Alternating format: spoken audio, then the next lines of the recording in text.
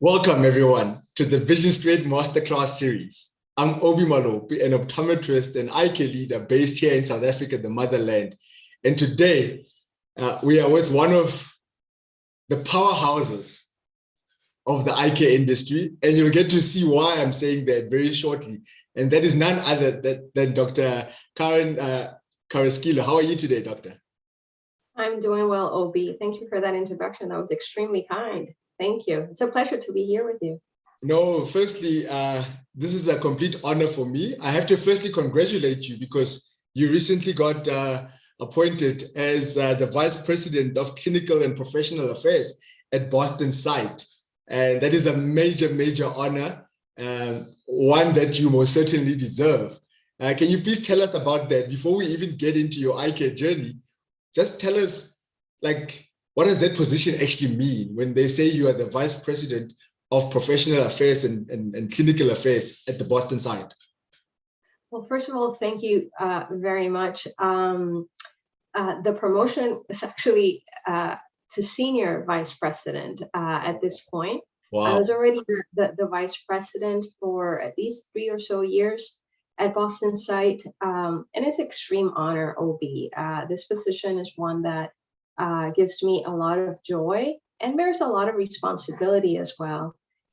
It's a diverse role, and so primarily is engaging with practitioners, with account holders, with collaborators, partners, and even our own doctors in our clinic through education and disseminating best practices when it comes to scleral lens fitting, when it comes to patient management, but also is establishing partnerships in industry and across the globe just to make this what we also think so dearly of and love, and we're so passionate, and that is scleral lens, scleral lenses and scleral lens treatment, etc. So yeah, thank you.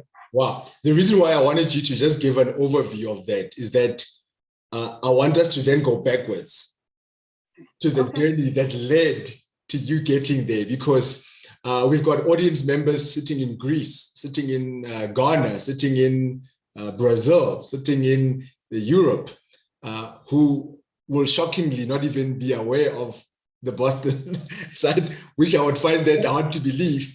But how did your journey into eye care begin? And a lot of us, or some people, don't necessarily have a conventional way into eye care. And I believe that you are one of those people that eye care was not necessarily your first choice from a professional point of view. So would you mind just giving us more in-depth context of how did your journey begin and how did it lead to you being a part of the BostonSight, let alone Senior Vice President? Well, thank you, Obi. It's certainly not a traditional path, but for me, it seemed like it was meant to be. Even though eye care in particular was not always what I thought I was going to do to begin with, I knew something related to the eye. I was always very passionate about the eye, but I started my career in basic science. I am a chemist. Wow. To begin with. I did my bachelor's in chemistry, and then I pursued a PhD in chemistry, particularly in biochemistry. But in my PhD, and then later, which was, I think I obviously believe this was the pivotal moment for me to go into clinical training, was during my postdoctoral years. I obtained my PhD in chemistry and biochemistry at the University of Puerto Rico, which is where I'm from originally. And I moved to the mainland, to the United States, to Boston, where I live now. And I moved here to pursue a postdoctoral degree and fellowship in ophthalmological research. I was at the Massachusetts Eye and Ear Infirmary, and there I was pursuing what I thought would be the culmination of my ultimate dream, which was combine basic science research and the eye. I was fortunate enough to be working with biodegradable polymers and using those as drug delivery devices. And that was the focus of my postdoctoral fellowship. And when I was there, I was interacting with a lot of cornea fellows that would also do research. And I also observed in clinic. And I'm a people person. I love being around people. And as much as I loved the basic science, that triggered an interest in me. Is it a possibility? Can I do something clinical? And the reason I tell you it's meant to be OB is because here I was in Massachusetts, which at the time, and probably I believe is still the only one, but I stand to be corrected. But definitely at the time, it was the only state that had an optometry school, the New England College of Optometry, that had a program for people like me. It was an accelerated OD program that if you had a PhD in basic science, or you were a medical doctor but from a different country, you could pursue an accelerated OD, doctorate in optometry. And I said, this is for me. This is an amazing opportunity. So then I pursued that. And once I finished the optometric degree, this is when I pursued a residency in Cornea and Contact Lenses.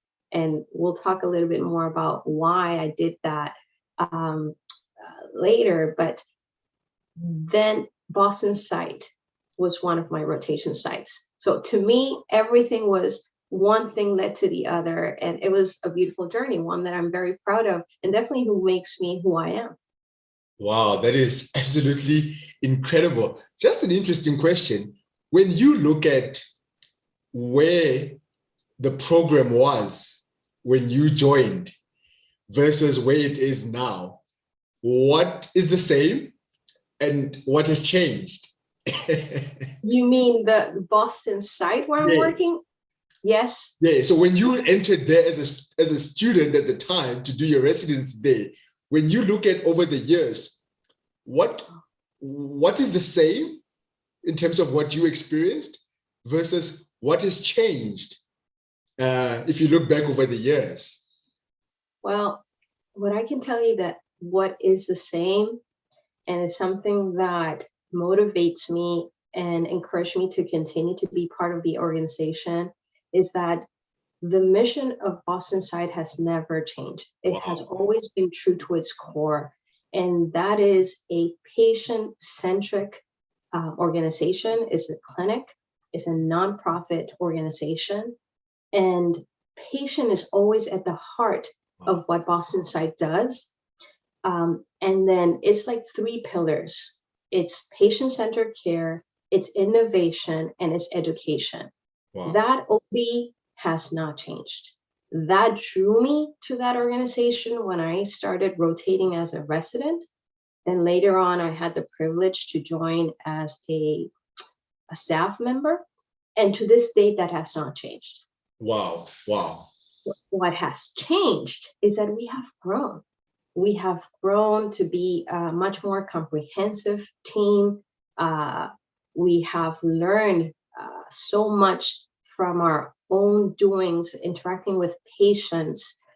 And that, you learn, I want to say, not in a negative way when I say learn from your mistakes, but you have the opportunity to do this for so long that not only yourself, but you're also collaborating with colleagues in the clinic and the organization. And we have a very multidisciplinary teams where we have optometric clinicians, we have corneal specialists, but we have software engineers, we have a laboratory on site. And so that multidisciplinary team, even when you're struggling through some cases, you collaborate, you discuss, and you inevitably learn what worked, what didn't work. So definitely the teachings, the learnings, what we have learned over the years is different. And that's one of the most beautiful things about life. The only constant is change. Wow. So we continue to change and evolve in that regard. And I want to say, hopefully we are evolving for the better, because we're learning, right? So how to make things better. And then we have grown as an organization for sure. Wow, I love that. You touched on such a pivotal point, which is knowing your why, knowing your purpose. And I think a lot of the times, many organizations or eye care practices or institutions tend to lose that sense of purpose of why did they start in the first place? What is it about them that makes them them? And how you answered that was so powerful, because you help us sort of like do a retrospect of our own selves in our own businesses to say, why did I start this? What was the reason, or what was the problem that I identified that led to me going into this business or practice or whatever? And what are the core principles and values that shape the organization to ensure that its people are in line with what the organization represents? And I like the fact that you're also touching on the other aspect of it, that the organization has to remain at its core, what it stands for, but the people need to be able to evolve in order to take the organization to the next level. And I absolutely find that quite encouraging and inspiring, which leads me then to my next question, is from how you gave us a brief introduction into your journey into eye care, high-level clinical competency skills was at the core of what you find most interesting in eye care, if I can put it that way. How have you expanded your clinical skills or knowledge over the years, and how did that influence the type of opportunities that you ended up attracting in your life? Because if I look at your profile, you are involved with so many institutions, so many organizations at a decision-making level. And you can only get there by being clinically competent to be able to, whenever you speak, you are speaking something of substance. So for that young optometrist, ophthalmologist, eye care professional who's going to be watching this and learning from you, how did your journey from a clinical point of view, what were some of the practical things that you were doing to fine-tune them, to harness them in order for you to be at the level that you are at?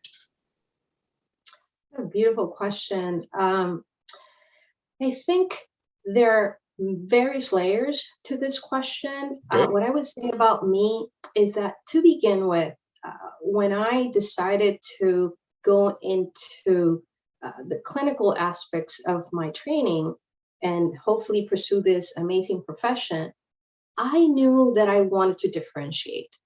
I wanted to differentiate myself, not because I didn't think just being a primary care optometrist or being a primary care optometrist would not be enough. I think primary care optometrists play such an invaluable, important role in patient care and well-being. But for me in particular, what ticks me, I wanted to differentiate myself in a way that I would not compete with ophthalmology and my fellow corneal specialists, but to provide an additive effect. Wow. You know, the sum of the collaboration to elevate that and make it better. We know that corneal specialists by training, they manage a lot of disease with pharmacological treatments, etc. But you know, they're surgeons as well. And optometry, we're not surgeons. But through my training, and which is what I'm going to get to, I actually decided to pursue a residency in Cornea and Contact Lenses, which is an additional year of training and to specialization in looking for ways to differentiate myself. That I figured, and I learned, Obi, that with these pieces of plastics, especially scleral lenses, which is what I end up specializing on and working with, you can affect change and have therapeutic properties.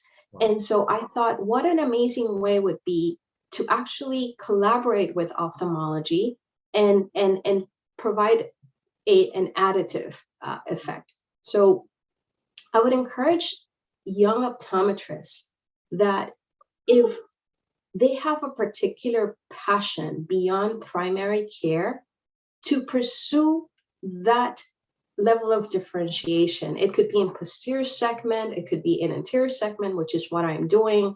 Cornea and contact lenses, I think, provides a beautiful path for growth. So I would definitely encourage them to pursue that. And then throughout my years, once I did my residency, you're saying, how can I be involved with that many organizations, and how I made that work? You know, I believe in my heart that it has to stem from a commitment to yourself in wanting to do better and wanting to continue to learn. We spoke earlier, I believe the only constant is change. There's no such thing, in my humble opinion, as stagnant learning. What we learned in optometry school, that's not going to be it. You know, things evolve, things progress. So to me, staying relevant with education, I mean, in the United States, we have to keep up with hours of education. I believe that's the same across the globe, right? Yes. In South Africa is the same, correct? Correct. And I think, you know, that's for a reason, because everyone recognized that you have to stay relevant. And so in doing that, that is one commitment, but then going beyond that and participating in meetings and staying relevant with what is published in the peer-reviewed literature and research. And so for me, that was always very important. And not just for me to learn OB, but also a core belief and commitment that I wanted to be part, and I wanted to be an instrument of education. And what I learned through my cases in the clinic, collaborating with other colleagues in my clinic, then share this, you know, submit abstracts to conferences. You start with a poster, publishing a poster about a case, and then you work your way up. You submit an abstract to do grand rounds. And then from there, you submit an abstracts to hopefully have podium time and share what you have learned with others. So not to keep it to yourself, but this pass it forward mentality, I think it's a beautiful thing. And then for me in particular, has been at the core of my journey, because I truly want to pass it forward. And by doing so, I believe organically, I don't think that was by design. I think, Obi, to be honest, organically, just being in these conferences and then just networking and meeting people, perhaps like-minded people, then you start to develop your network. People start to see your work. I think your work oftentimes speaks for you. You're not touting your own horn, but then you put your work out there. You commit to sharing. So you write articles, and you, if you're fortunate to get them approved in the peer-reviewed literature, you submit articles to trade journals. And again, as I said, submit abstracts to publish posters, lectures. And so your work becomes your ambassador, speaks for you, and people want to know more. And I think this is where it all stems from, and is sort of an organic growth, I believe. Wow, that is. I'm taking notes as I'm speaking, as I'm speaking, and I'm like, this is like a master class within a master class itself. Like, it's such a, because a lot of the times leaders, when they identify that they've got something good going on about themselves, they want to end up doing things that make them be bigger as the leader. But from what I'm picking up from you, you are doing the complete opposite, or you are doing the complete opposite. You did not wait to get to where you are now to share information. From what you are saying, right from the onset, as you gained new information, whatever it is that you were learning, you gave it away. That seems to have been your approach to, if I learn something, let me give or disseminate this information to as many people as I possibly can, whether it be through two colleagues talking to one another, sharing content at a peer review group, writing an article, submitting an abstract, speaking at a conference, you seem to have an urgency of giving out information as quickly and as effectively as you possibly can. Well, did you have a mentor though that sort of like helped you along that journey? Or is it something that you just found being inclined to do by yourself? So this is, it's impossible to do this by yourself. I think this is a product of mentorship, of being inspired by other colleagues that have been there before you. For me in particular, I will say that my background in science was key, because in science, the way to stay relevant in academia is to publish. So I already had that ingrained in my training, and already I had a profession before becoming an optometrist. So to me, I had that already as part of my core of who Karen was. Wow. By the time I started optometry. And it's funny because you do so with the realm of your possibility. I remember that because I had a profession before optometry, and at the time I was starting my family OB when I started my journey in optometry school and residency and working at BostonSight.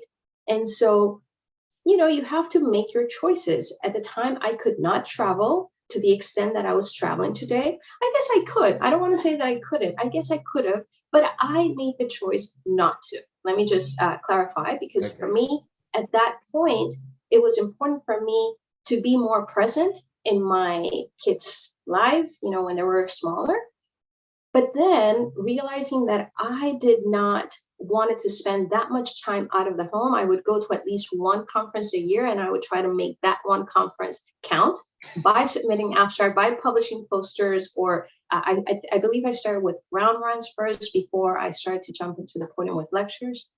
But because I realized that I was not in the position to travel and go to many conferences early on, I did start with publications in the peer reviewed. And BostonSight, again, Obi, because the core of its mission is to educate, that is something that I felt so privileged to have, that support that everyone would not only support, but would encourage. If you find an interesting case, by all means, write it up and submit this to the peer review literature. So that's how I was able to do that early on as well. Wow. I love that. And so for anyone listening right now, that's something that is so inspiring, because all of us can go and apply that in various ways within our respective environments. So thank you very much for sharing that.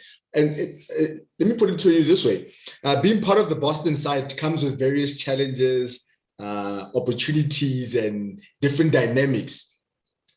When you look at the institution itself, priding itself on innovation, patient care, education, it obviously attracts top talent.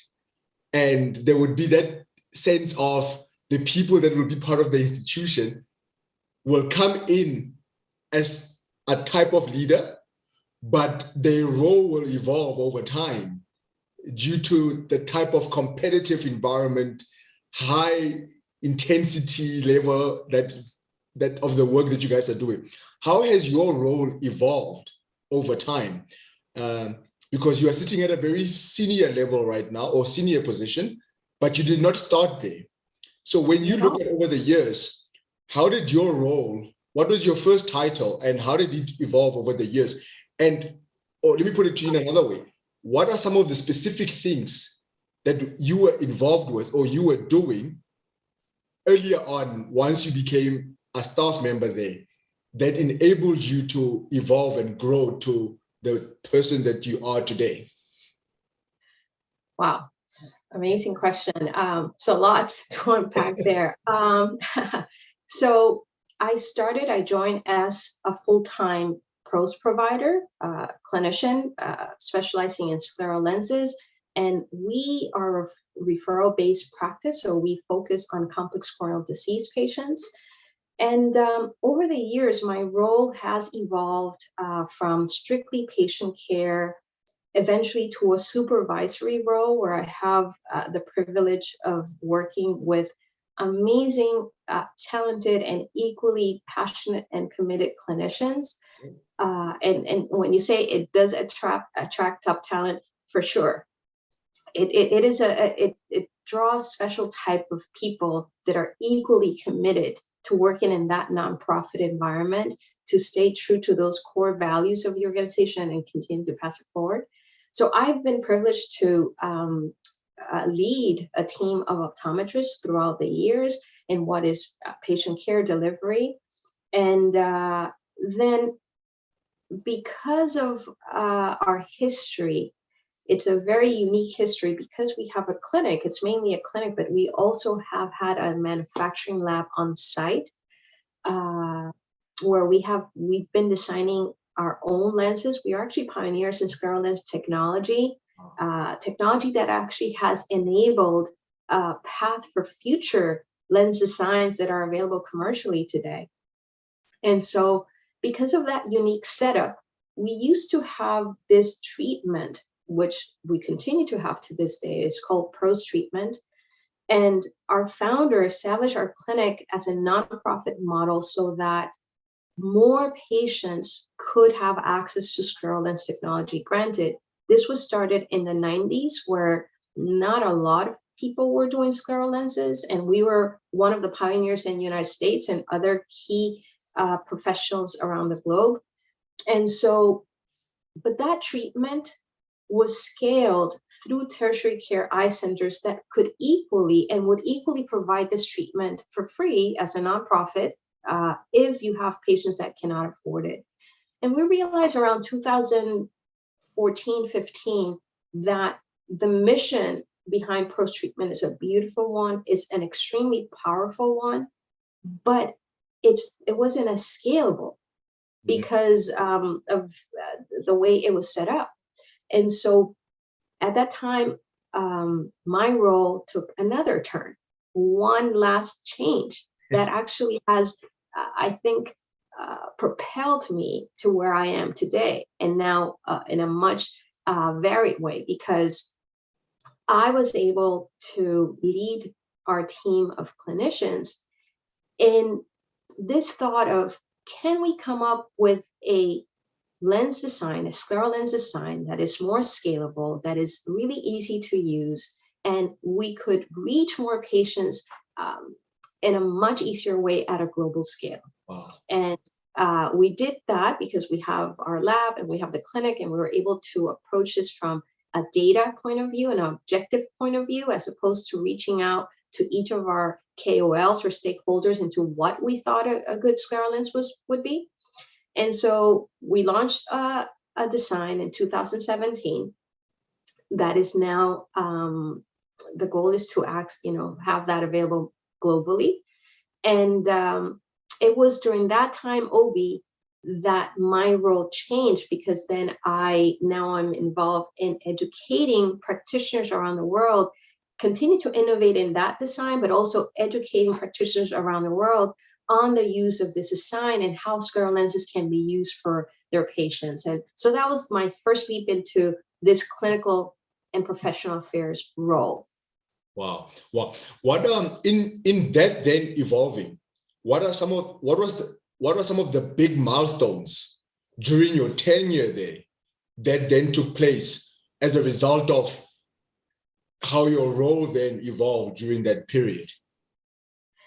There's many milestones. One in particular that I'm very proud of and I'm very grateful for is that throughout this commitment through education, when we launched BostonSight Scleral, and we wanted to have a farther reach globally, we knew that education and educating future fitters, future clinicians, and everything scleral lens related would be key. And so I had the privilege of founding a very beautiful program called FitAcademy. And this started in 2019. And it was a dream. It was a pie in the sky dream that I discussed early on with other members in my team, including the CEO at the time, to say, hey, would it be great if we can take in the United States, we have optometry schools all throughout the United States and in Canada, and most, if not all, have cornea and contact lens residency programs similar to what I did. So I said, wouldn't it be great, because we have all this history and knowledge about scleral lens design technology, to fly them over to Boston, provide them with education, non-branded education, staying true to our commitment, and just, again, continue to pass this forward. For this, you require a nice budget, but we have been, again, grateful to reach out to industry and partners for us that believe in our mission of education and have allowed us to do this. And so we are now on our 4th year, Ovi, of doing this. Sure. And the response from these residents, it's amazing. And now our goal is actually now to expand this to not just residents, but also to clinicians. We actually have established a partnership with a group out of Spain called Opto Academy. And we are now expanding FitAcademy to what is called FitAcademy International. Wow. And so we have clinicians from Spain visiting our clinic. And again, where we're going to be teaching and discussing everything scleral lens related and ocular surface disease management. So that is one milestone in particular I'm particularly proud of, but also obviously establishing collaborations and partnerships to bring this lens design across the world, for sure. In bringing this lens design, firstly, I mean, that is absolutely so inspirational, because throughout this conversation, you're constantly making reference to passing it forward, passing it forward, passing it forward, passing it forward. That's such a dominating word that you keep using and making reference to. And I guess it talks about the type of leader that you are, that I'm a firm believer, leadership is not necessarily influence. For a long time, we used to think leadership is influence, but I've learned that leadership is actually not influence.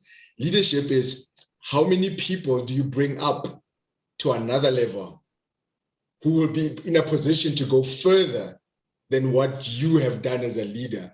And that sort of like, you magnify that in so many aspects of it, because here you are being part of this global legacy institution, but you're not sitting there with that notion of, I'm part of the BostonSight team, I'm part of the decision making. You are sitting there thinking to yourself, how do we reach more people? How do we elevate more people? How do we ensure that patients all over the world get access to this type of technology? So you're still a student, you still have the same approach at a senior level that you still had right in your first year. And it speaks a lot about what leadership actually is. And so that for me is so inspiring as a leader in eye care, looking at my journey going forward. It's not about the amount of accolades or positions that I want to be having, but it's how am I effecting change in people? How am I effecting change in the community? How am I effecting change in the industry? And that is leadership. And so thank you very much for literally inspiring me personally from that context. So then it leads me to my next question. How does the BostonSight, with everything that you are saying, creating new technology, ensuring that innovation is at the heart of what you guys are constantly doing, how do you guys maintain peak performance levels when there are so many other institutions that are rising up, developing? Scleral lenses have become such a buzzword, if I can put it that way, the world over. How do you guys maintain peak performance levels when everyone else is trying to do the same? So first of all, it is so beautiful to see that what started with very few people back in the 90s, late 80s, early 90s, now it's really more ubiquitous across the globe. That means that those pioneers did something amazing, and they laid the foundations for the future, and now the present and the future. How do we keep peak performance? Look, it is amazing to see so many colleagues putting so much time into research. We have learned so much from our colleagues and friends around the world through their research, through their commitment, through patient care. And so what that allows us is to continue to be inspired. I truly believe, Obi, that what allows BostonSight to continue to be what it is the commitment to our mission. I go back to our mission. For us, I wouldn't think of what's happening around us and around the world as competition. We celebrate that. Wow. We wholeheartedly celebrate that, because that is, it's magnifying what we believe in. And so what I think that creates for us is this desire to continue to want to be relevant, wow, to continue to focus on our patients. We have such an amazing team of dedicated and like-minded people, from our chief medical officer, corneal specialist, through these amazing, talented clinicians, optometrists, that and our lab director, our lab technicians, our software engineers, our staff members in the clinic. I think our core mission of wanting to focus on our patient and wanting to innovate and educate, it doesn't matter if others are doing X, Y, or Z. We want to stay true to our mission and focus. And so we learn from them. And it is our hope that they're learning from us as well. I think we are definitely better together. This is not an exclusionary business. It's impossible to do this alone. If BostonSight would be the only organization in the world doing this, I don't think the patients would be able to benefit as much as they're doing today. You need to lay those seeds and let that, sort of grow and develop. And I do believe BostonSight, and I say this humbly, but I say this very proudly as well, our organization has definitely played a beautiful role in what is scleral lens education. If we look back into the contributions we have made to the peer-reviewed literature early on, when there was not a whole lot about scleral lenses, what can you do? How much can you push the boundaries? How do you manage some of these complex patients with ocular surface disease?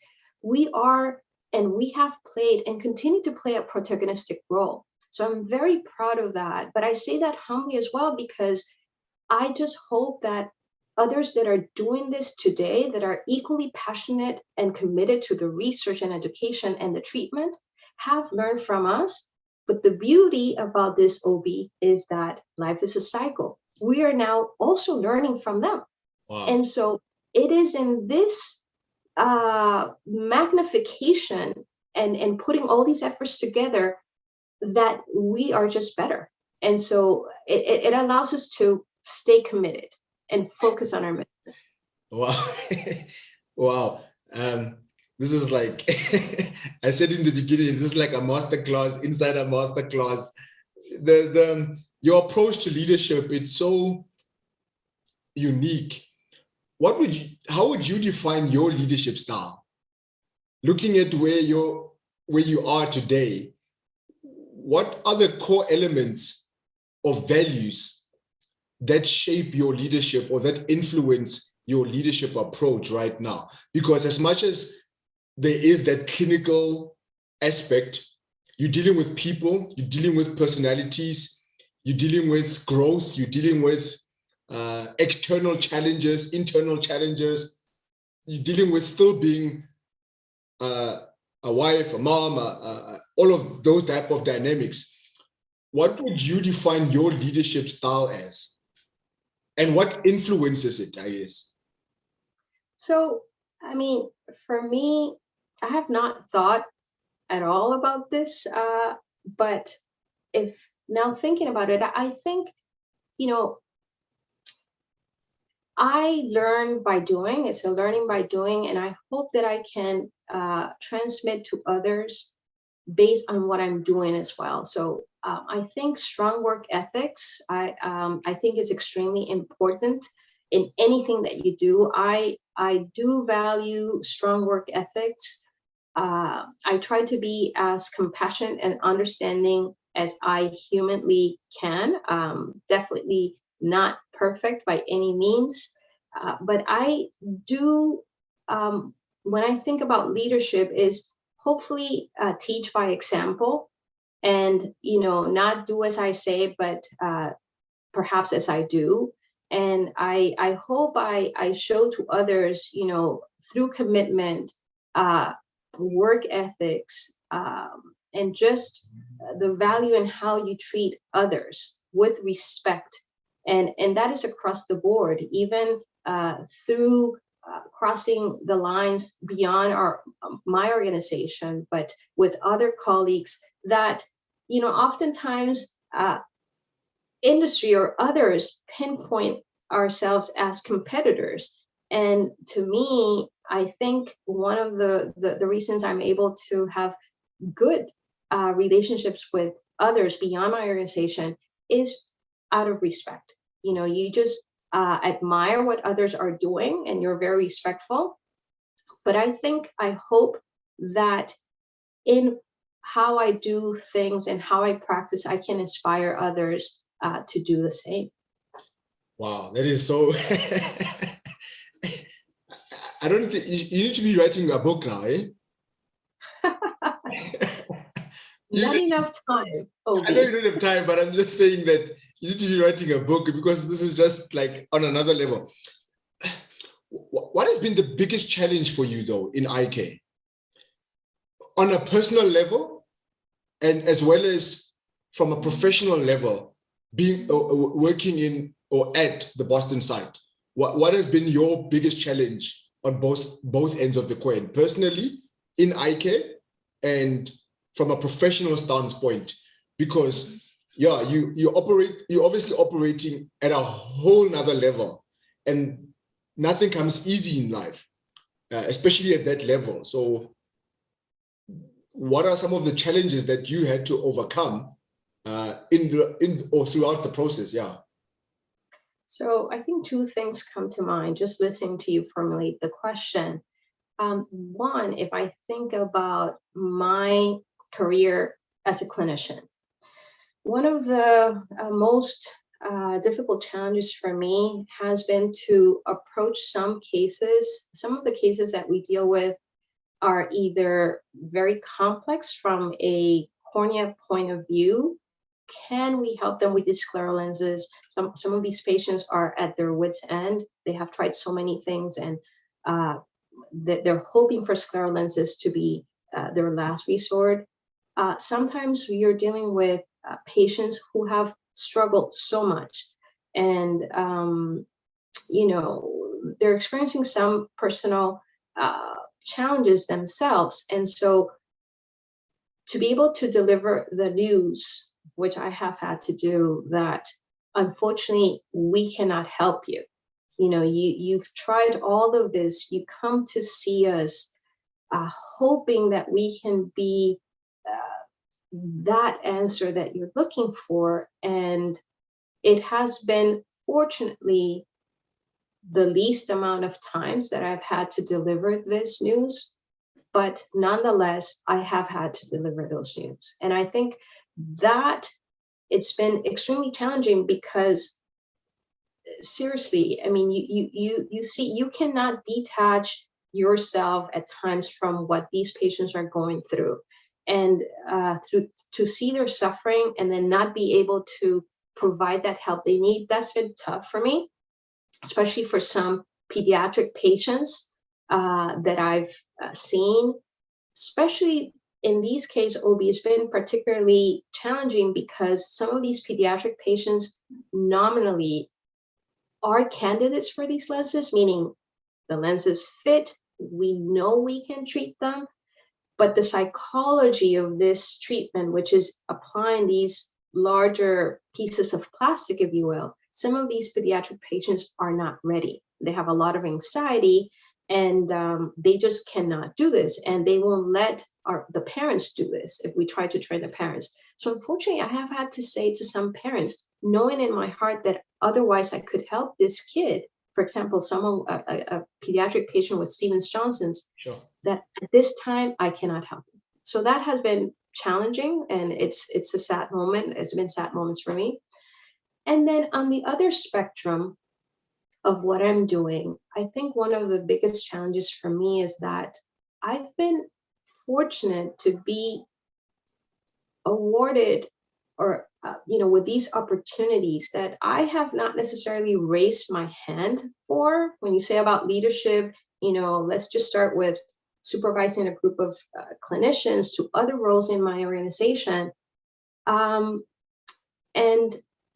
I have taken on those tasks thinking, okay, if you see something in me that I could do this, let's go for it, because I believe in opportunities, not thinking more necessarily of me, but just humbly saying, let's just try to give it my best. But at the end of the day, my training, it's either as a scientist or as a clinician. And so when you grow and you start to take on different roles, especially in leadership, but you don't have necessarily all the training, inevitably there will be moments where you won't always succeed and you won't always do what in hindsight you thought you could have done better. And so it becomes, again, a learning by doing. A lot of my life has been a learning by doing. Granted, I've been a student for many years, and I do appreciate, going through the formal process, but a lot has been a learning by doing. And so I'm not going to lie, that has been challenging. I don't shy away from a challenge, but again, I try to learn from those moments where I've not been at the top of my game and hopefully do it better next time. Wow. Wow. That young, wow. that young optometry practice owner, 6-7 years in the industry, fully convinced that for them to continue to provide an excellent service for their patients, they need to start with scleral lenses. And they think into themselves, it's expensive, patient care is going to be very challenging. I need all these different types of equipment. Building a patient database is going to take time. I don't have the patience to wait 5 years in order to develop the patient database. The list goes on of all these different types of things that go on in their minds. What advice would you have for them after hearing them, after them listening to you right now talk about how frustrating it can be not being able to help a patient when you know that this is the only solution that can help them, but due to whatever circumstances, they're not. There's still a whole list of other challenges that they could be faced with in the first year, 2 or 3 years of them setting up their practice as a specialty contact lens practice. What advice would you have for that type of practitioner? What I would say is, I would start by saying, if this is something that takes you, that you're curious about, that you are very interested in, know that with these devices, you can truly change someone's lives, either rehabilitate their vision and get them to do so in a comfortable way because they're intolerant to corneal lenses, or truly have or affect change at a therapeutic level. So definitely I would encourage you. And what I would say to them is, you are very lucky, because if you are starting in the field today, there's so much information. And honestly, there's so much access to education, online, free.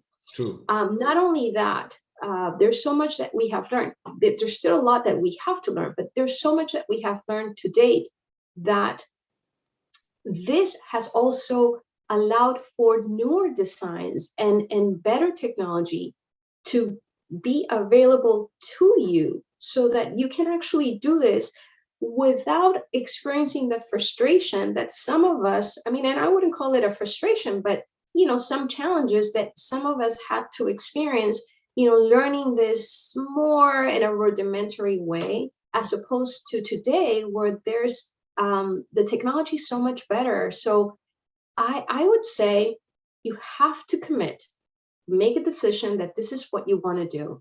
And if you do, then you have to commit to learn. There's so many great resources out there and for free. And it doesn't matter if you're in Ghana, South Africa, Asia, Latin America, it doesn't matter. It's now, look at us. You're in South Africa, I'm in Massachusetts, I'm in the United States. What a beautiful thing. Yeah. Even this technology, OB, was not available when I started or you started, right? So now this is the magic and how we leverage technology. And I think what a beautiful time to know and learn about scleral lenses. This is it. I think this is the prime time. Wow. And I would say, go for it. The sky's the limit, up and onward. Wow. Wow. I love that. I love that. What is legacy to you? How do, and let me actually expand on that question. I'm going to ask it in two ways. Firstly, what is legacy to you as Dr. Carrasquillo? And then the second part of that question, I mean, and on top of that legacy, when you then look back at your career, what is it that you want people to remember about you? But the second part of the question is, the BostonSight is a legacy institution. What it set up doing years ago to what it's currently doing now, to that conversation that we're going to be having with the leader 30 years from now.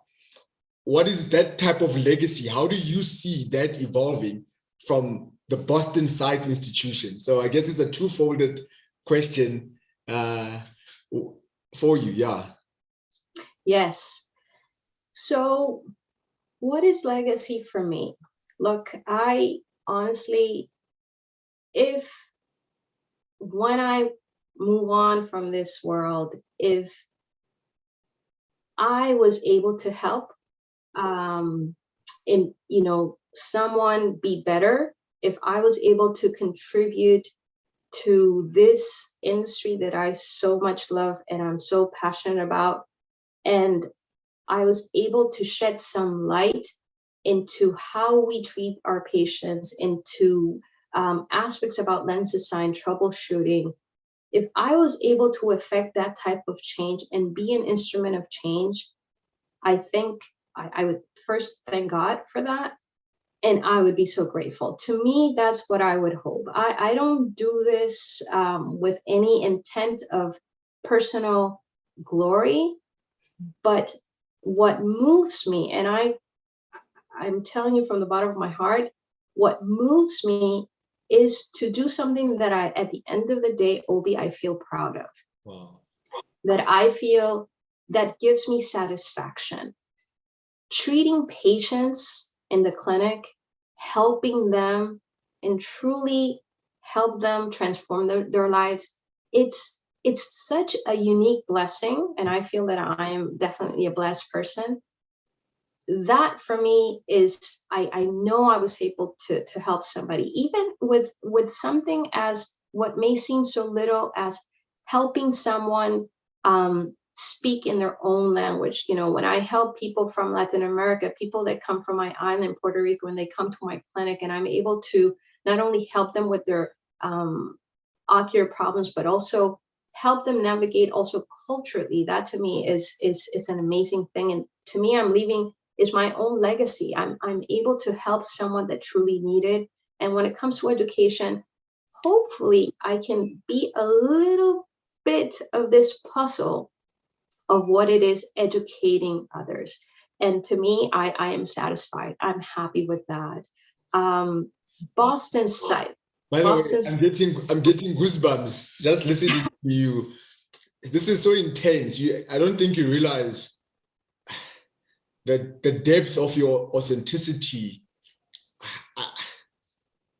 It's like I love sports quite a lot. Yes, and I love sports too. And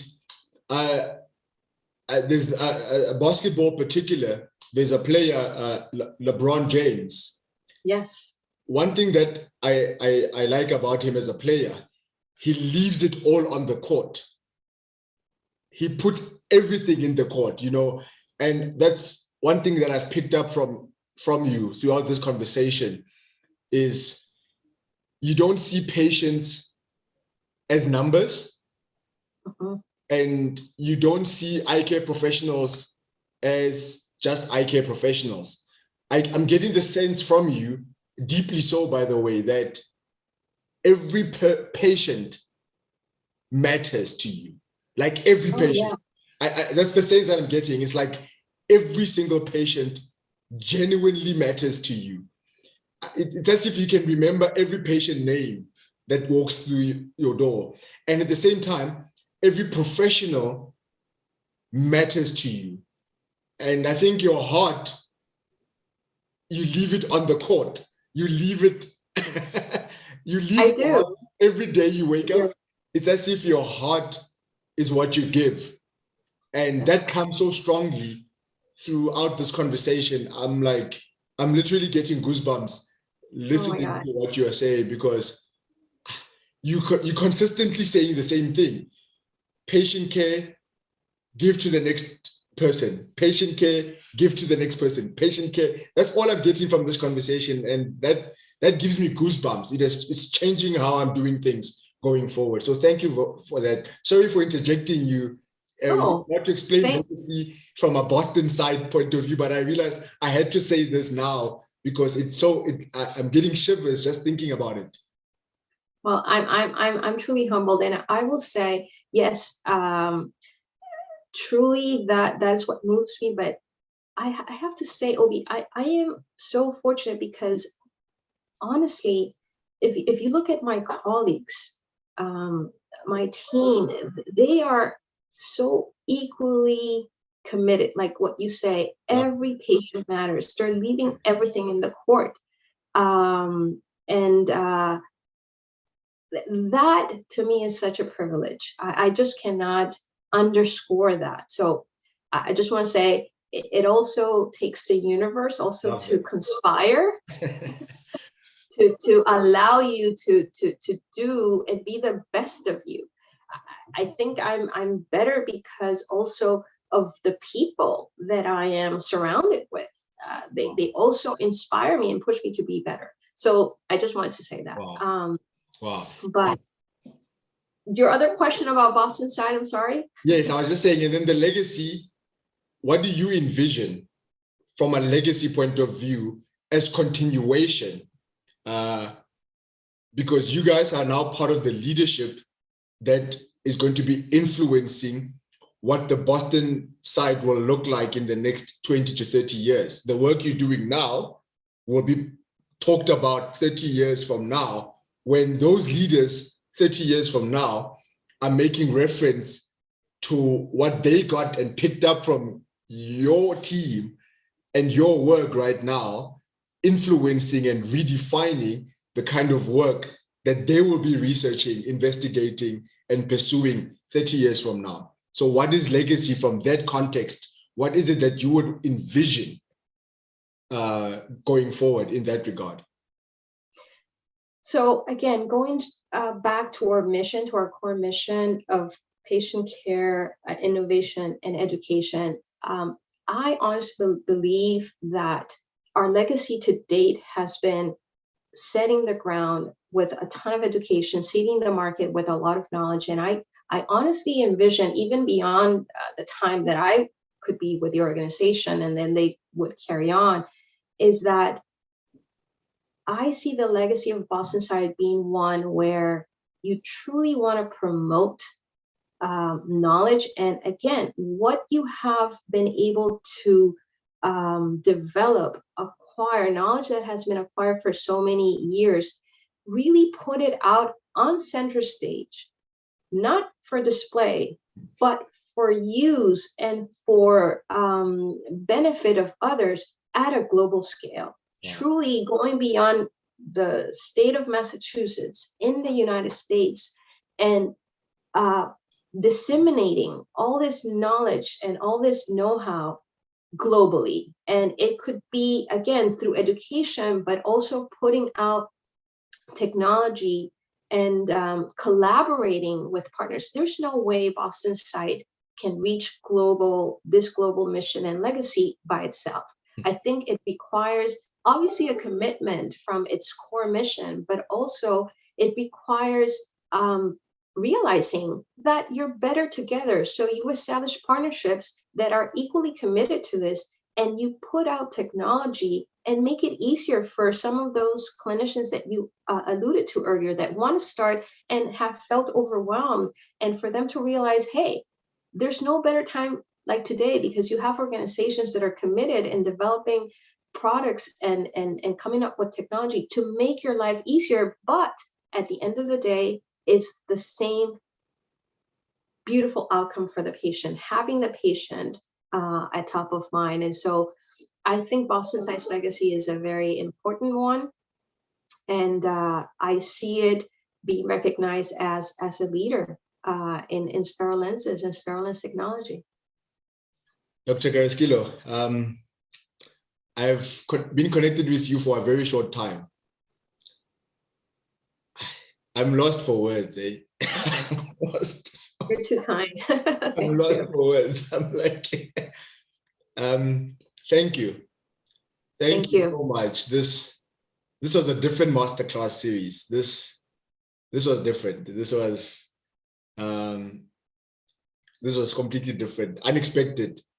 You have challenged me in ways that I did not think, or I just didn't even think about them. But I'm challenged, and I'm fully convinced that the scleral lens enthusiasts, the eye care professionals all over the world, when they watch this, they're going to pick up pearls of wisdom from you that are going to redefine everything that they do. And I'll give you a practical example. You have not deviated, not a single moment, from the core principles and beliefs and values that define the BostonSight. And you have not deviated from what your own core beliefs, values, principles are, and the importance of ensuring that what works for you should be what you want to line up with professionally. And every time you answer a question, you keep going back to values, principles, all of that. And so that on its own is a masterclass on its own, because you have literally given us your heart. Thank you so much. Where can people connect with you if they want to learn more? Where can they connect with the BostonSight? What are the websites, social media platforms, and so forth, so that people can be able to learn more from you and be inspired? Yeah, so our website is bostonsight.org. My email for everyone who may want to connect, please feel free. I'd be happy to, is Carrasquillo, Carrasquillo, it's a long one, at bostonsight.org. And I want to thank you, Obi, because not only have you been extremely kind with your words, which I appreciate. Clearly, this is non-scripted. And I think both of us are speaking from our hearts. But not only do I want to thank you for your time and the consideration and wanting to speak with me, but I also want to thank you for doing what you're doing, because, you know, you are, with this initiative, you're shedding light in so many important topics. I mean, you're going and meeting so many esteemed colleagues, but in of itself, yourself, what you're doing your mission, what's behind your core, you're also passing it forward. And I know, you know, in your own career, you have written books. You're also passing it forward. And I think that for both of us and to many of us that will be listening, you know, we're here for a very short time in this world.